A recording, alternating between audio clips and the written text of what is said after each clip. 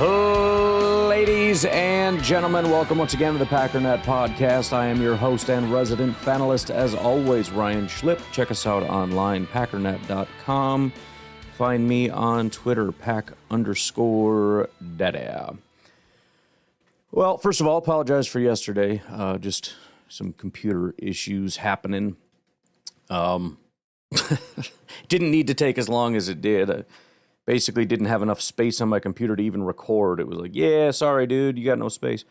So I was like, all right, I'll do the whole Google Cloud thing. I'll move everything over. I moved all my, because I save all my MP3s. I knew there was going to be kind of a thing. Anyways, took forever because it's kind of a stupid process.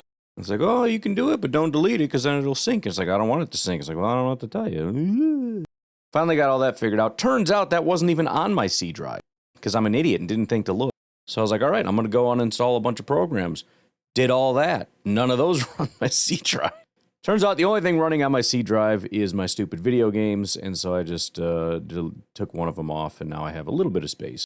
Enough to record this fine podcast, and I could have done that on the spot, but I didn't want to, but I did.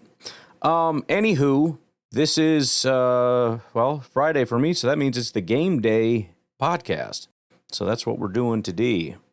Might as well start off with the injury report. For the Chicago Bears, Luther Burden, Roma Odunze, and the guy whose name I can't pronounce are officially out. That is pretty big news.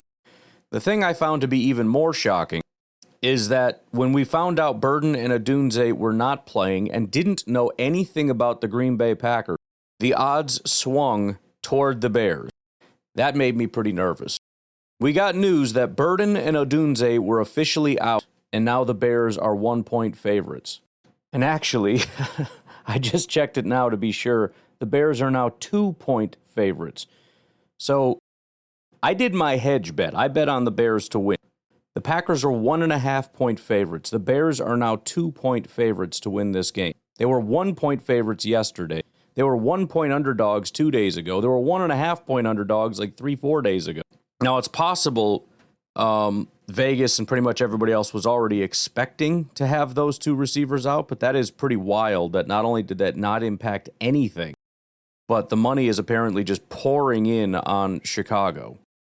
Or should I say Gary? No, but seriously, this is going to be a tough game, man. As for why, and I don't fully buy it, but the biggest reason that keeps coming back is it's the injuries to the Packers, which doesn't really make sense because we knew Micah Parsons was out with an ACL and the Packers are 1.5-point favorites. We didn't know if Roma Odunze and Luther Burden would play, but seems to be maybe a little bit slow in terms of where everybody's at on things and maybe how bad the Packers' injury situation was. It is horrific when you look at how many questionables there are, and you assume many of these questionables will probably not play. So let's, with that, go through the Packers' injury report. How many freaking guys are there here? 18 people on the injury report. Of the 18, we have 5 that are full go. 5 of 18. Those 5 are Savion Williams, Lucas Van Ness, love to see it, Jaden Reed, Jordan Love, and Matthew Golden. That's it.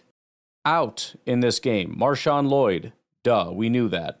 Josh Wiley with his concussion, and John Williams, the guard. Meaning everybody else is questionable. That includes Chris Brooks, Brenton Cox, Kingsley Enigbare, who just popped up with an illness on Thursday and did not practice. Josh Jacobs, who has not practiced all week. Darian Kennard, Colin Oliver, Zach Tom, Christian Watson, Dontavian Wicks, and Evan Williams. All of them are questionable to play. Packers beat reporter Rob Demovsky said on Carmen and Jerko, he'd bet good money. Zach Tom will be out. Evan Williams will be out. And Josh Jacobs is more doubtful than probable from what he's gathering. But up to game time, it's up to game time when they'll announce and see how he feels or whatever. I don't know. So, no Zach Tom, no Evan Williams, probably no Josh Jacobs. And more than likely, he was on a Bears podcast. He's probably not going through every single person. That doesn't mean that definitely Chris Brooks is playing. He was probably just talking about some of the more high-profile people. Now, on the maybe more positive side, Brenton Cox was a full participant all week. Colin Oliver actually was a full participant on Thursday, the final day. How much use he would actually get anyway, I don't know. Really depends on, I guess, who's available. He may be forced out there. In addition to the three that he listed, Williams, Zach Tom, and Josh Jacobs, Kingsley and Igbare, who I mentioned, are the four that did not participate on Thursday, which is usually a bad sign. Although an illness, I don't know. I would guess if you get sick, they're going to shut you down hard to make sure that you get better. They don't need you running around and doing all kinds of stuff because your body needs to heal. We need Kingsley. So I would guess he'd be okay, but those are the ones that did not participate, in addition to, guys that are already designated as out. So, actually, I'm just seeing some news here. The Packers did activate defensive end Brenton Cox from IR on Friday, making him available for Saturday's showdown. So I think that was kind of expected, but presumably that will be the move that takes place. If they need the space, they'll move, what's his name off there? You know what I'm saying. In addition to that, though, something that maybe has moved the needle in this game is going to be the weather. While it feels like it's quintessential Green Bay Packers weather because it's going to be very, very cold, they're talking about 23 degrees at kickoff. The real feel with the wind chill is going to push it down to single digits. The wind is expected to be potentially around 15 miles an hour, which is pretty fast. And typically with this kind of weather, even though you think, well, cold Packers, okay, we're good. First of all, the Bears also have a very good track record historically in cold weather. I mean, they basically play in very similar weather as the Packers do. So there's no real advantage there for Green Bay. But beyond that, the style of play tends to lean toward the team that wants to run the ball. That, of course, would be the Chicago Bears. So if we're worried about the ball being thrown in the air and running the ball, it tilts the field in their direction.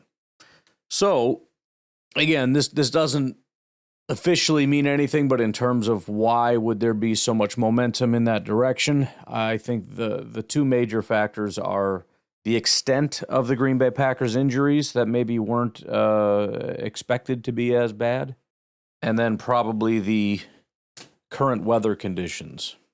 With that said, however, that brings us right back to what has been the theme, I guess, of this, which comes back to what Matt LaFleur said. Nobody's going to feel sorry for you. This is not the time for pouting. I see it all over the place. Not saying you have to, put your mortgage and bet it on the Packers. It's okay to think that, yeah, maybe the Bears should be the favorites in this game. Fine. Okay, who cares? This is an opportunity to play championship football. This is an opportunity to play some playoff football. It's cold. It's uncomfortable. It's windy. It's rugged. Everybody's hurt. Even the guys that are playing are all extremely hurt. Everybody's banged up on both sides of the ball. Nobody cares. Ultimately, nobody cares, and you shouldn't care. I'm talking about the players. You guys shouldn't care either. You got a job to do. Looks like Tremaine Edmonds will end up playing as of 4 minutes ago. So there you go. At the end of the day, I mean, you can't just, take a shot to the chin. I'm watching the preliminaries for the Jake Paul fight, so if there's one too many boxing analogies, then I apologize. But, you can't just cower and shell up and hide because you take your first shot to the face. You take it, you roll with it, and you come back. What are you cowering for? And I don't know that that's a message for the Packers. We'll see what team shows up on Saturday. But it's certainly a message for the fans. The amount of this fan base that has tucked tail and run and abandoned the team because we lost, some players and I don't believe in Jordan and LaFleur and the guys that we have remaining. I just don't believe in them. And it's not like the Bears are a powerhouse. They're a decent team. So the fact that we're going to go to these lengths to emotionally protect ourselves for this Bears game, it's a little crazy. I'm going to quit on the team so that the team losing can't hurt me.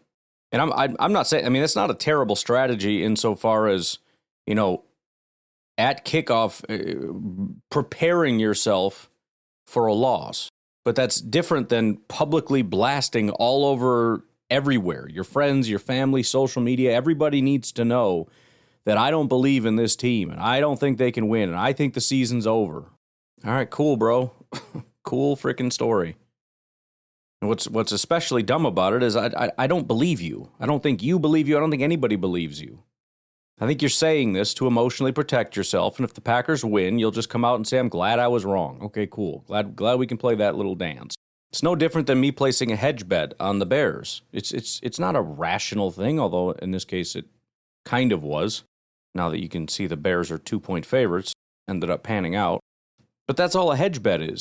A hedge bet is just giving me something to feel good about if the Packers lose. And I think that's what a lot of fans do. They don't put money down, but they put their support down or their lack of support against the Packers. That way they can feel good about something. Well, what do they feel good about? The fact that they can say, I told you so. That's essentially the emotional bet. If I place a bet on the Bears and the Packers win, then I have to lose that money. And that sucks, but it's worth it if it means the Packers win. If the Packers lose, then I'm upset the Packers lost, but at least I got the money. The way that it works for all these people is the same way. Well, if the Packers win, I got to eat a little crow, but at least the Packers won and I feel good about it. If the Packers lose, then I'm upset that the Packers lost, but at least I get to say I told you so to everybody. And since you're not actually putting money down, it wouldn't do any good if you just told yourself this in the living room. So you have to run to social media and tell everybody that. That way there's actually a cost benefit. It costs you if you're wrong, and you gain that sense of, I'm so smart if you're right. But I think for the rest of us, we just need to ignore that because that's all it is. And they're not actually, this is all just about them placing a bet. It's an emotional hedge. For the rest of us, though, that don't really feel like playing that game, this becomes, Rudy. It's Rocky. It's the replacements. See people talk all the time, how could you not be romantic about football? And we are romantic about football. We're romantic about a lot of different things and a lot of different great moments in sports, and almost all of them tend to be underdog stories. There's nothing, don't get me wrong, we fondly remember the big blowouts, but nowhere near as much as some of the other things. Rodgers' Hail Marys, the my knee game. These are comeback, come from behind games. These are against impossible odds situations, including our last Super Bowl run, which was preceded by a bunch of injuries. No, I'm not saying that means we win the Super Bowl. I'm just saying this is what it is. And I think, one thing to consider is, let's just say the Packers do the impossible this year, which is such a pathetically over-exaggerated way to phrase it. But let's say it's impossible for the Packers to win. But the Packers do it anyways. And you got people asking you, what was it like? What was it like to see that and to be able to root for that team as they rose from the ashes to win a Super Bowl? Just curious if you're going to be honest and tell them, actually, I rooted against them the whole time and I pissed and I moaned and I whined and I said they suck and they're no good and they're never going to win anything until they won it. And then I said, yeah, I'm glad I was wrong. Or are you just going to lie and say it was amazing, it was so good? Just out of curiosity. Allow yourself to be a part of the team in more ways than just, I support them when they win. Ride the wave. It's going to be tough. We got work to do, but let's get to work. It's like I've said 1,000 times. Act as a fan the way you want the players of your team to act. I'm willing to bet quite a bit of money that you don't want Rashawn Gary and Jordan Love to sit back and, what's the point? We can't win anymore. You want them to suck it up and man up, right? Okay, then suck it up and man up. Seen more whining over the last week. Got Bears fans chirping at the mouth, talking about, I've never been more confident in my life. This is a guarantee. It's locked up. They can't beat us, all this stuff. This is a coin flip game. And Packer fans are essentially like, yeah, you're right. We can't beat you. It's time to get excited. This is a massive game. This game it's about, it's not just this season. This is the Bears decide. There is a vacuum as the Lions have seemingly decided to have themselves a bit of a down year. Maybe that's permanent, maybe that's not, I don't know. But as they slip, that is the Green Bay Packers' rightful place. And the Bears, who are having a bit of a lucky year, are deciding they're actually going to take the crown, they're going to take the North, and they're going to keep it forever, and they're going to sit there and do it arrogantly. And we're not going to let that happen. And we shouldn't have the attitude of, okay, fine, you have it, I guess, and I don't know if we're ever going to be good again because Micah is something. Bro, come on, man. I just can't handle that. No pre-whining allowed, okay? After the fight, you want to whine, or after fight, see, I told you. After the game, if we lose, you want to whine, fine. So let's take a break. We'll come back and see if we can't get a little fired up for this game. We'll take a break. We'll be right back. So let me start with this. And yes, this is a little bit of a positivity Sunday kind of a day. We're going to spend a little bit more time on the positive than on the negative because it's freaking game day, all right? One of the things to keep in mind, and this is just a matter of interest as well as maybe something to get excited about. I've been talking about this for a while, and maybe I've been wrong the whole time, but I guess we're about to find out. This defense has become much more vanilla because of Micah Parsons. They don't need to be anything special when you have a guy like Micah Parsons. Now that he's gone, Jeff Hafley has no choice. He's going to have to get in his bag. He's going to have to get creative. He's going to have to find ways to free other guys up. He's going to have to blitz extra guys. And so, win, lose, or draw, the thing that fans have been most annoyed with is, yes, we're winning, but it feels so boring and vanilla. Usually that is lobbied against the offense more so than the defense, but it's been just as true, if not more true, of the defense than the offense. The offense has started to recently start to open things up and launch the ball down the field. Assuming Watson comes back, I don't see any reason why that wouldn't continue to happen, considering I think it started in the Chicago Bears game 2 weeks ago.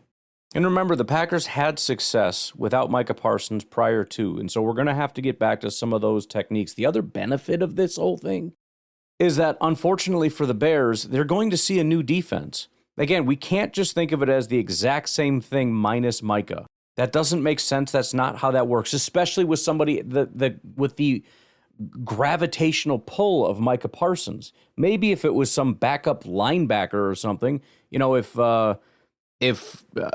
McDuffie went down, probably still be some changes, but not massive changes.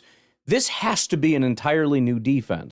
Now, yes, that does make it a slightly less, a probably significantly less potent defense or scary defense, but it's scary in and of itself for the same reason as when you go up against a quarterback, a backup quarterback for that first week. It's usually a good idea to bet on that team, at least against the spread. It's just difficult to prepare and end up with a good game plan when you don't know what you're going up against. You're going in blind. The best that they're going to be able to do is go back to last year?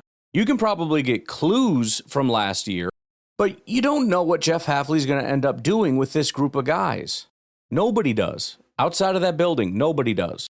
And so that is to the Green Bay Packers' advantage. The other thing that I think could potentially work to their advantage, whether or not they can execute it, and that's true of this whole thing, obviously it's a disaster if you can't execute no matter what.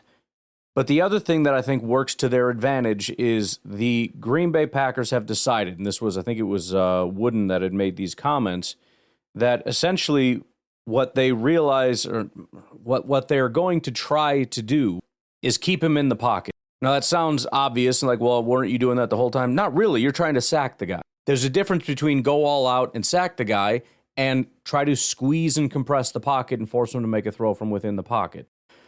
According to, again, I think it was Wooden, they don't believe he's as good of a player throwing from the pocket. They don't want him getting out of the pocket and making plays. The reason I call that a benefit, because a lot of people probably look at that and say, oh, great, even less sack. Not necessarily, because he's so good at evading if it's just one guy flying at him, as opposed to a compressed pocket where there's nowhere to go, even if that happens less often. But the other benefit is that's the guys you have. Rashawn Gary was built to be a pocket compressor. Van Ness is a very good pocket compressor. Now, I'm concerned a little bit about the guys up the middle and whether they can do it and hold their ground and all that kind of stuff. But this is ultimately what the Packers are going to try to do, which is good, because not only is it the plan for or against Caleb Williams, but it's the plan that I think can be executed by the Green Bay Packers and the guys that they have there, as opposed to before where it was more of how can we get a free rusher going. You know, even if you think about some of those times where they would drop Micah so that 3 guys were basically blocking nobody and somebody from the other side came free. That's cool until you realize there's nobody on the right side and there's one guy coming free from the left and Caleb just runs away. Yeah, you got a free rusher. You did it. Congratulations. But he couldn't get to Caleb in time. And even when Micah could get in there, he makes Micah miss and he runs and he gets away.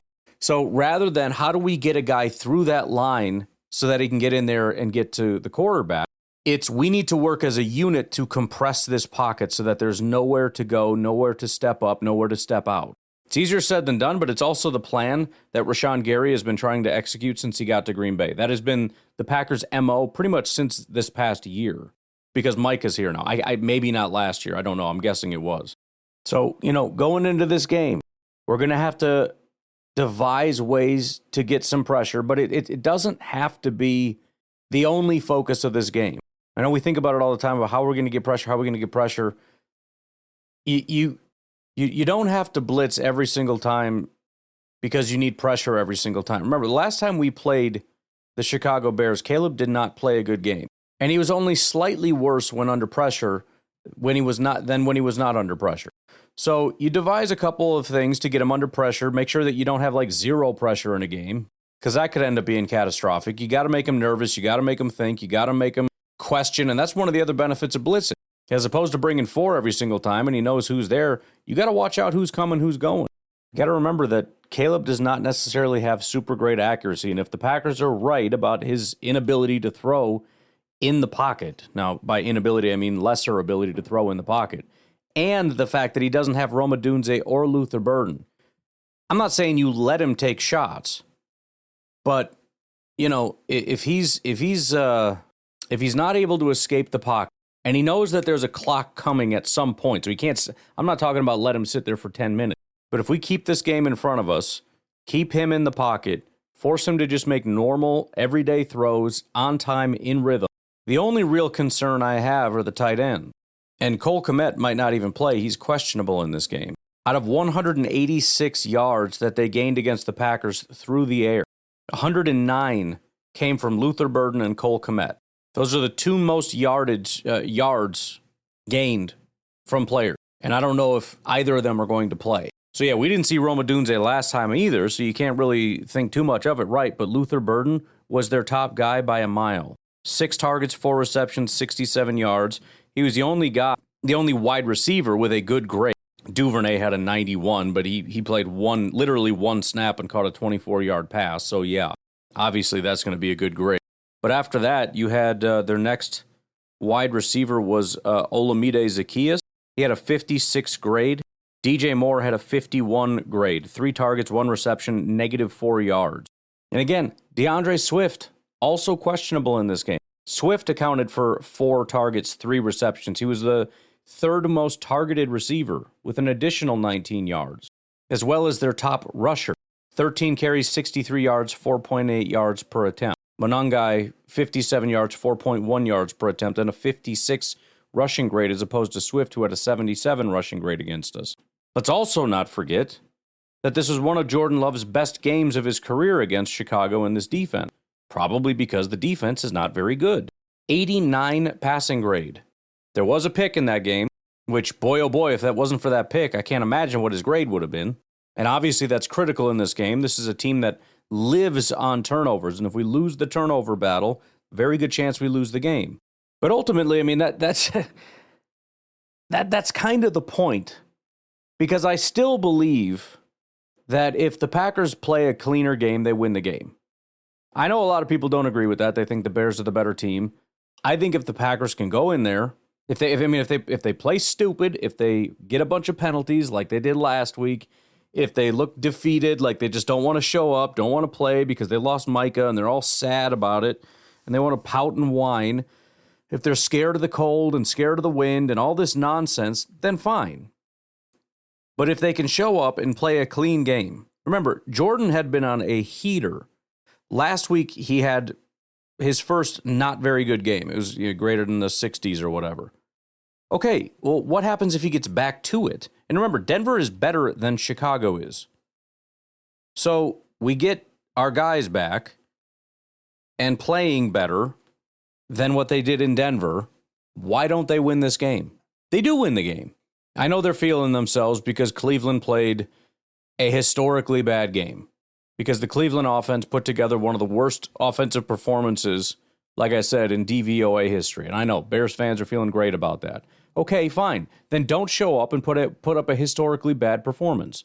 Show up and play like you're actually a playoff team that belongs in the playoffs, and you will beat the Bears, and you will win the NFC North, and you will get the number 2 seed, and you will have a legitimate chance to win a Super Bowl.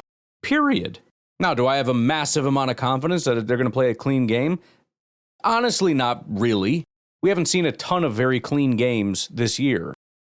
Maybe 2 or 3 where you're like, oh, they, obviously there's nothing that's going to be perfect. You're always going to have penalties and mistakes, but, let's be gracious and say there were probably 4 games that were pretty clean, but it's getting to be postseason time. This is the time where we got to start cleaning stuff up. And I know it's difficult. Like Jersey Mike was talking about, there's a lot of rotation, whether it's the wide receivers or whatever, but then you add on to that the fact that the Packers, not only do the Packers like to rotate a lot, but there's forced rotation with injuries and everything else going on. This offensive line, we can't seem to get the same 5 guys in there, whether it's because we can't make up our freaking mind who's playing or because of injuries. I mean, something else to keep in mind in that Denver game, look how good the offense looked. I know there were a lot of issues and penalties and all that kind of stuff, but again, they couldn't punch it in the end zone. That was a problem. I don't think the Bears are going to have the same success as Denver, the best defense in all of football in red zone defense. If the Packers can cut through the Bears' defense the same way they cut through Denver's defense and score touchdowns, then what we're talking about is a shootout. And then it just becomes a question of and a lot of that is going to depend on if Christian Watson can play, I would assume. And by the way, not opposed to a Matthew Golden breakout game. I would not hate that very much. But I think the game plan becomes, or I should say the stress on our defense becomes much less. If it's, I don't need you to keep them under 20 points. I need you to help us win in a shootout. That means turn touchdowns into field goals and maybe get a punt or 2 out of them if you can. I want to highlight a couple things here. We're not going to do a betting thing today, but I just want to point out, because I did do, all the betting stuff. I want to highlight just a couple of the notes in terms of guys that are supporting the Packers and why they're supporting the Packers.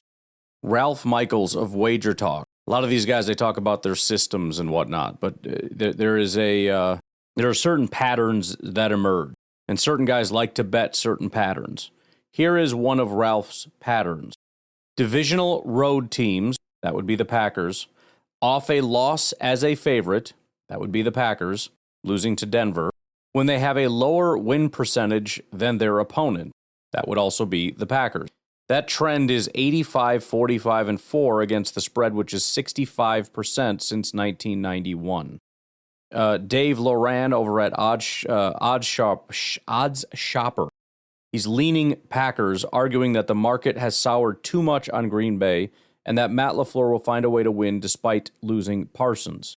Will over at Third and Long also is taking the Packers in this game, although he doesn't fully list out exactly his thought process on that. We'll take our final break. We'll come back and let's take some calls because we have a lot of calls to get through.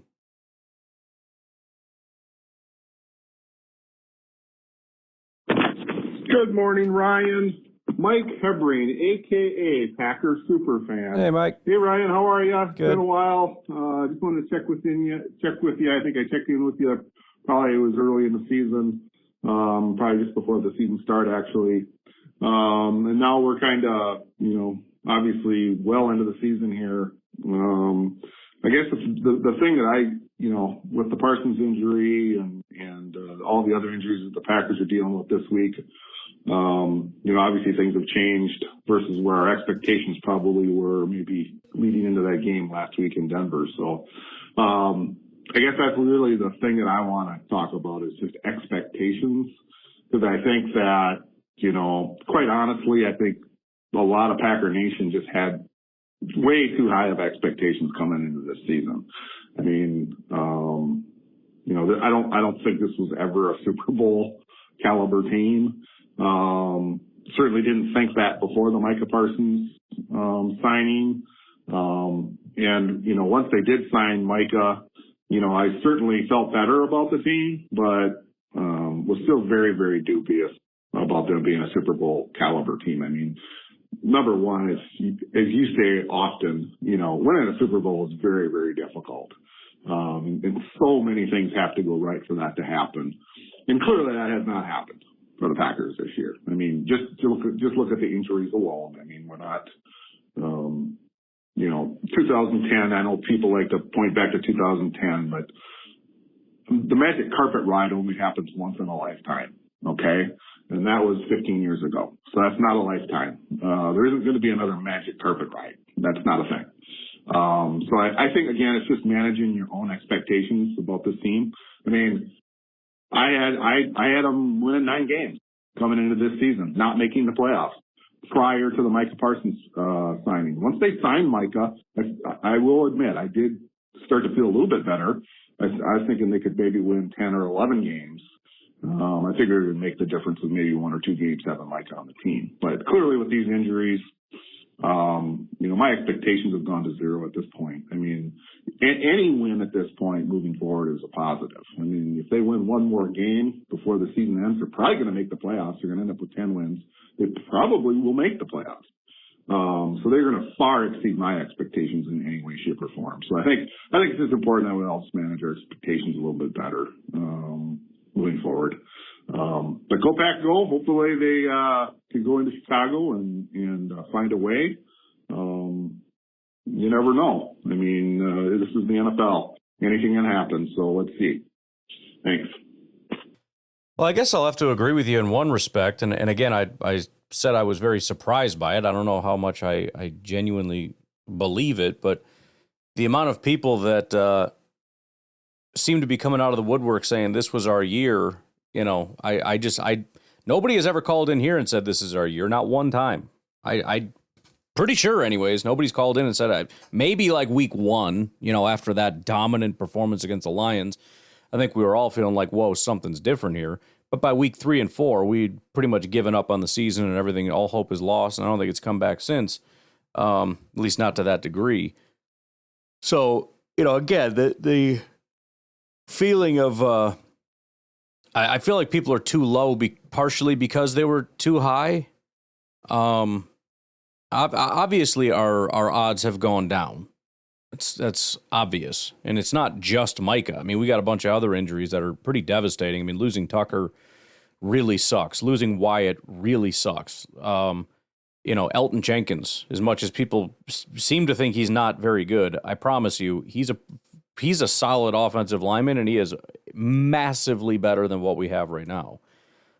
Zach Tom, for, however long we're going to lose him, and Evan Williams, and all this. I mean, these are big. I mean, Christian Watson, and these are very, very big losses for us. And so, it's going to be tough. It's going to be tough, and it feels insurmountable, and it should, because it's very easy to see we're not the best team in football. And I think everybody acknowledges that. I don't think that needs to lead us to complete and total despair, and I know you're not. You've left open the possibility that anything can happen, and that's kind of what we're relying on. Really, that's there are levels to this. I get that, but that's everybody. Everybody's relying on that, including the Rams. The Rams are sub 50% to win this. I don't know what their odds are, but I know it ain't 50%. You find 50% odds anywhere, you bet against it. It's a tough thing, but all I would say is let's just take it a week at a time. And again, the biggest thing is, and this might be a complete disaster, and the Packers get blown out, and they've just completely given up, and we do lose out the rest of the season because they've lost their fire. I don't know what's going to happen. But my point here is, let's just give them an opportunity to see what they come up with. What is Hafley going to do? What is Hafley's plan? How are they going to execute it? Will they be able to execute it? This new plan with this new defense. Let's give them the week to see what they do and how it pans out. Let's see if Jordan can put on his big boy pants and show us another Toyotathon game. Let's see if Watson plays. And if he does, how big of a game he could have. You know, Golden had his first really impressive game this past week, at least via PFF. You know, maybe we're witnessing the emergence of that. Musgrave is starting to become something out of nowhere. He can't break tackles, but boy, oh boy, he can dive for catches out in the middle of wherever, 30 yards down the field. Let's see what happens. I think I understand that it sucks to lose Micah and all that, but if we really step back, if you look at it from the standpoint of the 31 other teams listening to our fan base with an almost guaranteed walk into the playoffs, with Jordan Love as your quarterback and Matt LaFleur as your coach, which I know Packer fans don't like him, but pretty much everybody else in the NFL views him as an elite head coach and play caller. The situation that we have, we're one of the most privileged teams in football, and have been for most people's lifetime that would be, surveyed in this little thing that we're doing for fun. How many people would look at us as being completely and totally pathetic? What are you crying about? You're battling for the number one spot with arguably the best quarterback in football, depending on what metrics you're using. With emerging receivers and all this stuff, and your future looks bright despite all the nonsense out there that apparently our future is ruined. I don't know where that comes from. And what? We're sad. I don't know. I guess, man. I don't know. I don't think we are I don't think we're worse off than a lot of other teams. I think even in our own division, you could potentially point to the Vikings maybe as having a bit of a depressed situation this year, the future, current, regime. Wherever you look, it doesn't look good. I don't need to go around the rest of the NFL, but you get what I'm saying, right? I think we'll be okay. I don't know if it's, I don't know. We'll see how it goes. Hey, Ryan, Beer Cheese Benny here. Wanted to make a couple things clear here. When I was telling you about when Parsons got hurt, and I was like, oh, kill me. Like, I remember that. Yeah. I'm not actually serious about that. Like, and I did really say that. When it happened, I said, oh, no, kill me. I was like, because, it's just kind of like the feeling, It's just like, oh, God, like, it's jokingly, it's just like, oh, God, kill me,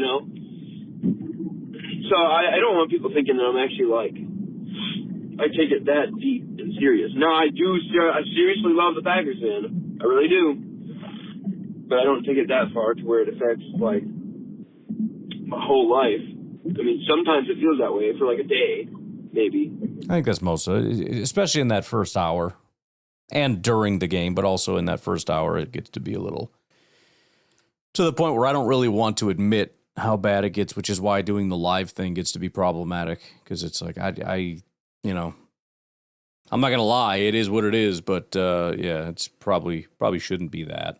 But get over it after a while. But anyways, not why I called. And I really hope that I didn't already say this, because I called in to talk about the whole Chicago Bears thing.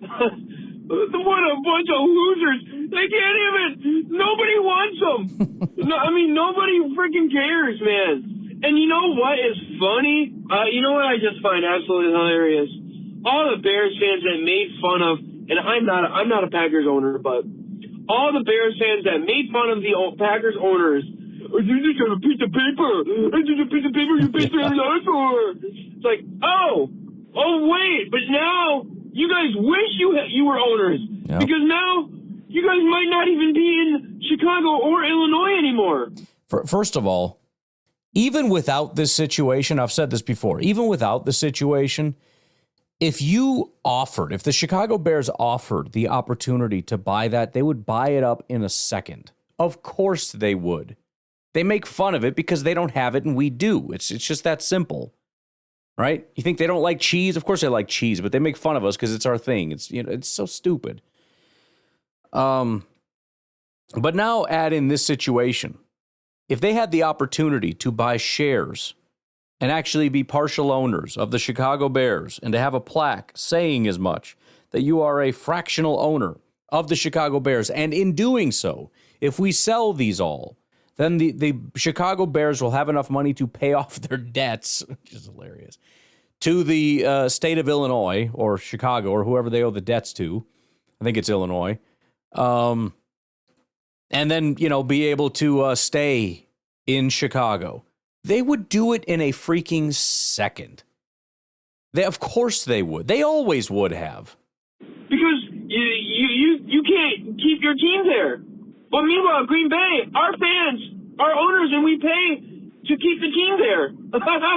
So that's kind of crazy, man, that you guys made fun of that.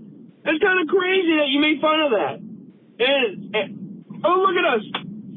Still in Green Bay after all these years. And now your guys are talking about going to Indiana. And by the way, it's also worth revisiting what happened this offseason when Ed Policy, I don't even think he had taken over quite yet, or he was about to, or maybe he just had. And like his first comments were something to the effect of like, we have 3 goals here, and one of them was keeping the Packers in Green Bay, and everybody freaked out. Like, why would you even say that? Why would that even be on the tip of your tongue? Why? I don't understand. Because we take it for granted. You don't understand that like that is a legitimate threat, and it's why they do the shares, and it's a priority, and it needs to be. Because if you don't take care of things, then that is a real possibility if you don't take care of your business. Chicago didn't do a very good job of taking care of themselves, obviously. Now, maybe it's not the Bears' fault. Maybe it's the state of Illinois' fault and Chicago's fault for the way that they do things and the cost and the prices and everything else. Obviously that's a big part of it as far as the way that they're trying to tax the Chicago Bears. It's like that's impossible. We can't possibly afford that. But whatever the reason, if you don't stay on top of this stuff, it is a real danger. So again, just to revisit that. Northwest Indiana, the cesspool of the Midwest, Gary, Indiana. It's so bad. I mean, there's literally people living in shacks there. It's horrible. It's a literal shit show there. So, Bears fans, you have shitty ownership. You have a shitty team. And if I were you, come over the back. We welcome you with open arms. Yeah. We really do. And you don't have to live this life anymore. All right. It's a dirty life that you've been living, and the Green Bay Packers can set you free. And they're just a much better organization. And we do, Packers, we do thank George Halas for keeping us in the NFL, or allowing us to be an NFL team, basically. But that's about the only good thing that Chicago's ever done is help Green Bay. So go Pack Go.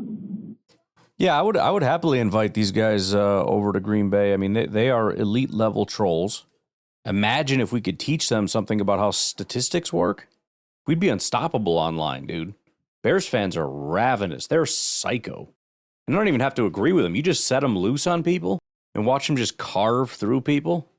Just the way that they attack like freaking piranhas. Come on over, man. Yeah, again, I do love that all this is happening right under the surface as the Bears try to establish how great they are. Look, see, you're finally seeing the greatness of the Chicago Bears. Look at us, everybody. Pay attention to us. Care about us. Know that we are the top team. We are the greatest city for sports in the world. And all the while, the Bears are like, yeah, we're leaving Chicago because we can't pay our bills and Chicago sucks and we're going to move to freaking northwestern Indiana. Man, you talk about just we can't have nice things. Holy cow. There, Aaron. This is Aaron. Been a minute. How you doing, man? You're doing well. Anywho, so there's been all this news going on about the Bears moving to potentially Indiana, and most likely Gary would be the city that it moves to. I saw that. I don't know how much these people actually know what's going on, but somebody had said Hammond, made the most sense, but it doesn't matter. It's funny saying Gary. Which would be phenomenal, because not only on top of Chicago losing the Bears would have to wear a G on their helmet. Yeah. Or whatever they That's do. a great if they go point. with the Indiana Bears, or I mean, I don't know. If they go with an I, then the Packers are just going to be the light from Pixar stomping out the I in the Pixar logo. It's hilarious to me, man. Like, Glorious. Oh gosh, the Bears are such a funny team. They're a perpetual joke. They just are, and that's the whole point of what I'm talking about. Even when they're not a joke, they're still a joke. But I was hoping that they would go to Indiana, like Muncie, Indiana. Sure. Because that would be pretty funny. The Muncie Bears. That's hilarious. But no, if they have to put a G on their helmet, I mean, that would be pretty dang awesome.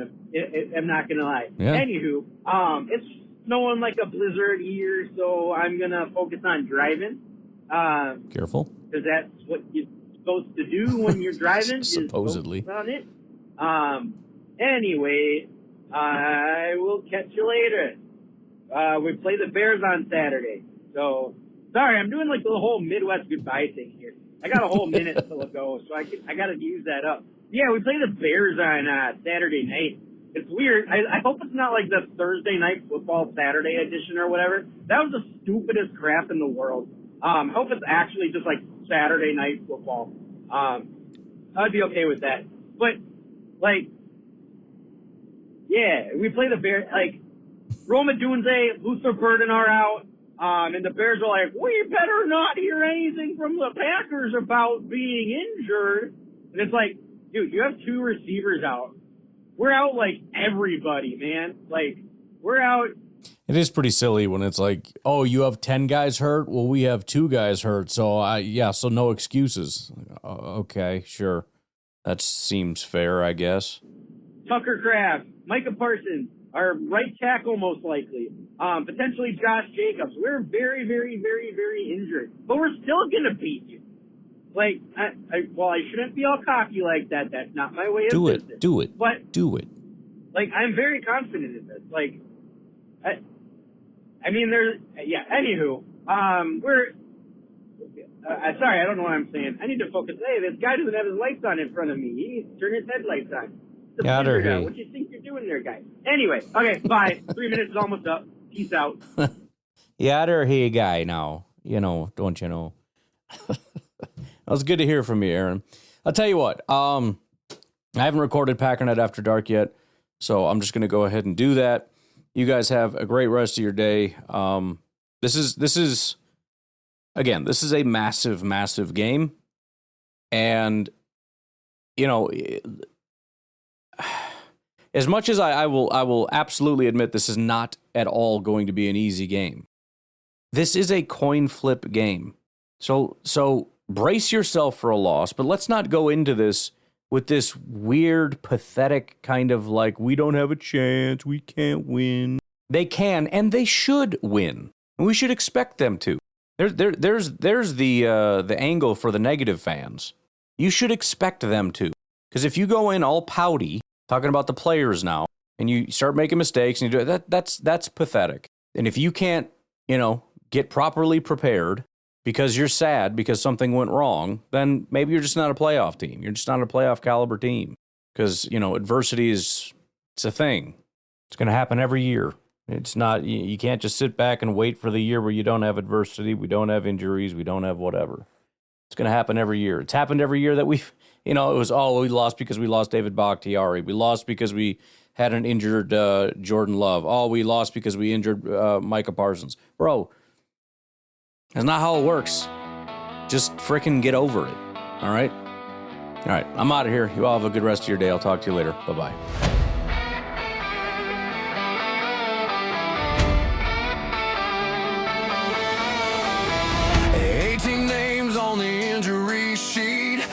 Roster limping through the sleet. Vegas moved the line, money pouring south. Bears fans running wild, running their mouth. But I remember every time they laughed at that piece of paper ownership draft. Now they're begging Indiana for a home. Funny how the jokes come back to Rome. You wanna hedge your bets? Go ahead and run. Place your faith in nothing, call it done. But when the lights come on and the cold wind bites, we find out who shows up to fight. No sympathy, no sympathy. Nobody's gonna cry for me. Take the hit and roll in. No sympathy, no sympathy. Suck it up or take a seat. This is where we find out what we're made of.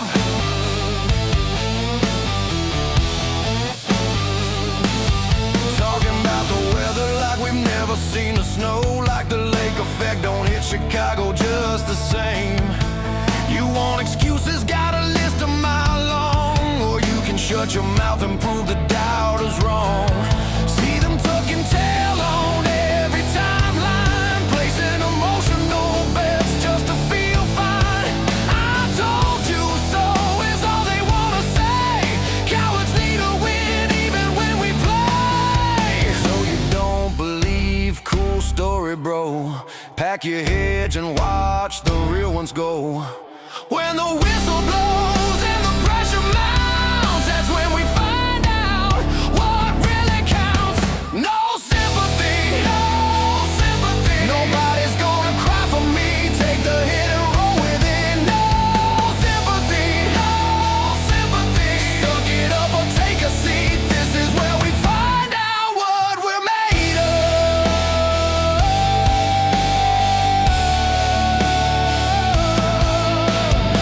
Every underdog story starts with wounds that wouldn't heal. How could you not be romantic when